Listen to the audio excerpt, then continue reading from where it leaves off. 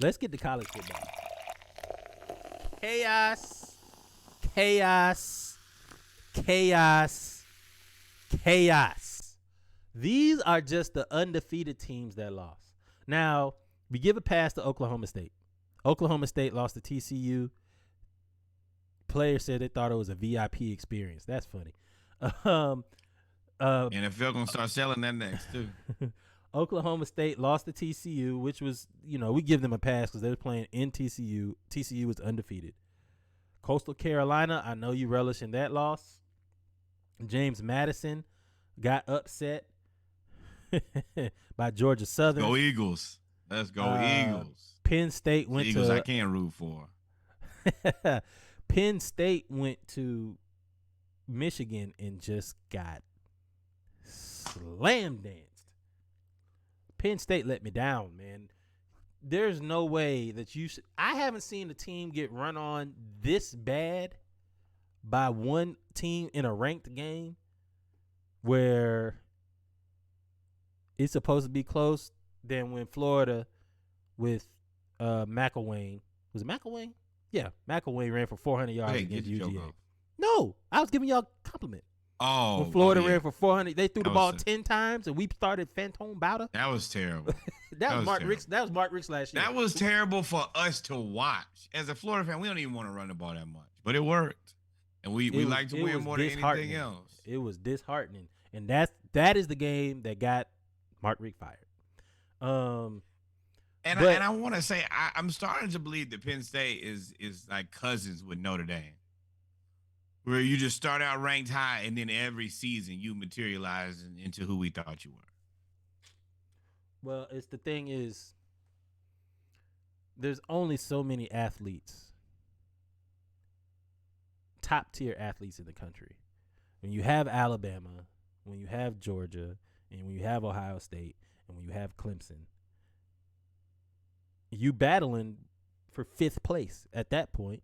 In Michigan, as much as we say Michigan is pyrite, and they John Harbaugh, he coaches his way to losses. He recruits his way to wins. He recruits very well.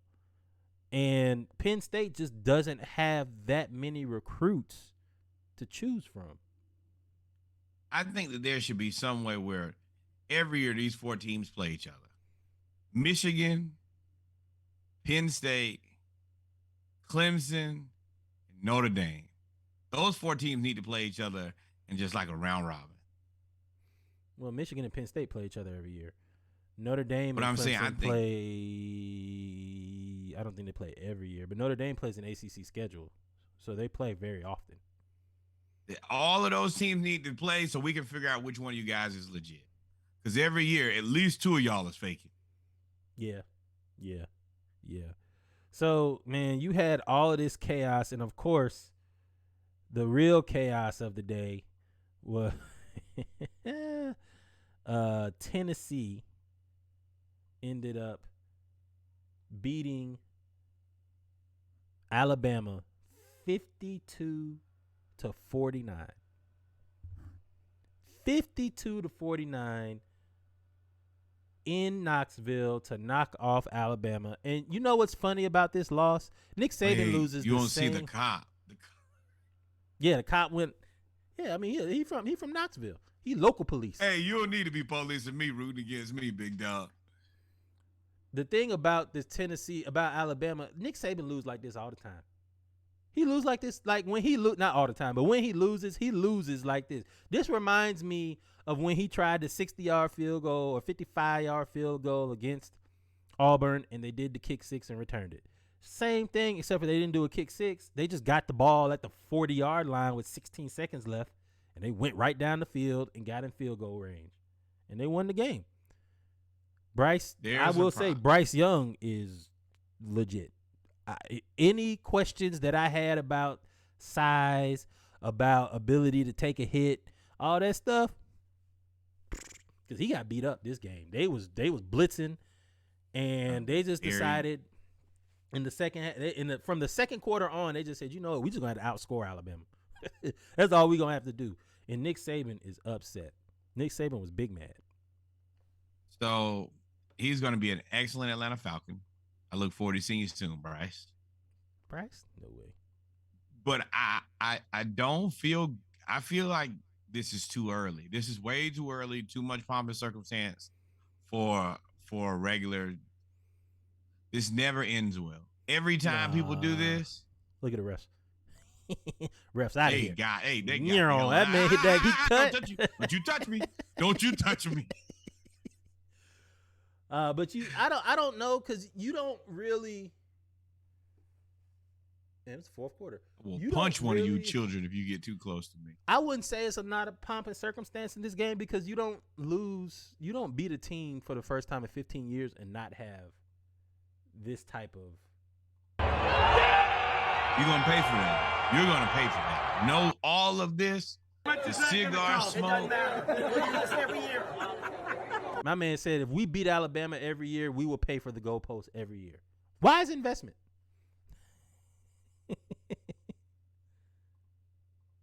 I can't hear you. Is it me? Norwood, you went out, man. No, you don't have any sound, brother. Unless my headphones died. Which they did not, because I can hear this. Well, anyway, while Norwood gets his sound back. Say something. Yes, can you hear me now? Yeah, I can hear you now, yeah. Okay. What reason? Yeah, this is a bad idea. You pay for stuff like this. Way too early in the season to be this happy. This is how you end up home very early, and then people replay this back to back to back to back. This is kind of like Timmy Trumpet and the Mets, to be completely honest with you. Yeah, Kev said it was you. Yeah, you gotta celebrate. You've never beaten Nick Saban. Ever. And you just played probably the best. You probably played the best football game of the year so far. Right? You upset the number 2 team. You figured out, and all they did, Tennessee didn't do a lot of stuff that was fancy. All they did was put number 11 on number 2. That's literally what they did the whole game. They put number 11, who had 5 catches. He had 6 catches for 207 yards and 5 touchdowns. I'm going to say that again. He had 6 catches for 207 yards and 5 touchdowns. And all they did was find number 2 for Alabama. They stacked the receivers, and wherever number 2 was, they ran number 11 right at him, and they scored 5 times. And I need you to kind of cut it right in this piece right here. This is a public service announcement I want to make to women. I want you guys, I want to hopefully leave here and impart y'all with a little bit of game. If you do not want 15 men huddled around one cell phone, do not get married in October. Because 100%, we were at the reception, and me and 15 people behind me looking at one phone, watching this happen. And if you don't want that at your wedding, which you may or may not want, pick your days wisely. Yep. And drop that right on the reels. October weddings are never fun for football fans. But and homecoming. But in other news, we said Utah, I called that game. I said Utah, I should have listened to my gut. I was like, Utah is going to be a tough game. Actually, I picked Utah. I picked Utah at home. They won, and then the new AP poll came out. Georgia's back at number 1 after winning 55-0. Ohio State. Hey, man, 55-0. Ohio State is number 2, and quietly as kept, they just been winning. they ain't playing nobody. They haven't played anybody. They ain't struggling. Tennessee vaulted all the way up to number 3. Michigan is number 4. Clemson rounds out the top 5. Of course, Ole Miss 7-0. Quietly, the quiet 7-0, just slow and steady. They did beat Kentucky, but that's their biggest win is Kentucky.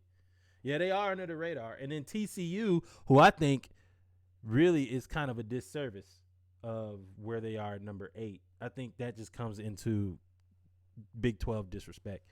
Because they've beaten 2 ranked teams at this point, 2 or 3 ranked teams. comes in at number 8. Your boy. UCLA, Look at your quiet. boy. Look at your boy. Chipper right back in it. Right back. They're going to get smoked by USC. I don't know. They can be 10-0. They going to get USC lost now. They're going to get smoked. This is the team that's right back in it, though. Chip Kelly got into the NFL, said, oh, this shit ain't for me. He went right back to college, and he has already taken UCLA back to about a top 10, 15 team. I don't care what anybody says. I don't know about already. Extremely. He's been there for a minute. He's been there for like 5-6 years. It has been. I guess the Philly experiment was. I guess Kevin would know. LaShawn McCoy was still playing when he was at Philly.